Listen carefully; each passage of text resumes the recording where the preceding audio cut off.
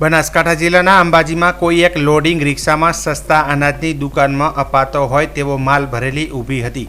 તે બાબતે શંકા જતા દાતા મામલતદાર ઓફિસને મળેલી બાતમીના આધારે તપાસ કરતા 10 થી 15 જેટલા કટ્ટાઓ સસ્તા અનાજની દુકાનના ચોખા તેમજ ઘઉંનો જથ્થો જોવા મળતા દાતા તાલુકા પુરવઠા અધિકારીએ લોડિંગ રિક્ષા સહિત માલનો જથ્થો કબજે કર્યો હતો અને માલ ભરેલી રિક્ષા દાતા ખાતે સરકારી માલ ગોડાઉન ખાતે લઈ જવાયો હતો।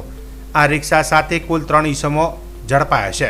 તેમની પણ અટકાયત કરી સસ્તા અનાજની દુકાનનો માલ ક્યાંથી અને કેવી રીતે લાવ્યા તેની તપાસ હાથ ધરવામાં આવી છે। આ ત્રણેય ઈસમો સતલાસણાના હોવાનું જાણવા મળેલ છે। આ ઝડપાયેલ ઘઉં અને ચોખાના જથ્થામાં 261 કિલો ચોખા અને 77 કિલો ઘઉં અને રિક્ષાને ડિટેન કરવામાં આવી છે। વજન કાંટાને જીતો મહેન્દ્ર ફોર વ્હીકલ વાહન સાથે 1,12,413નો મુદ્દામાલ કબજે કરી આગળની કાર્યવાહી હાથ ધરવામાં આવી છે।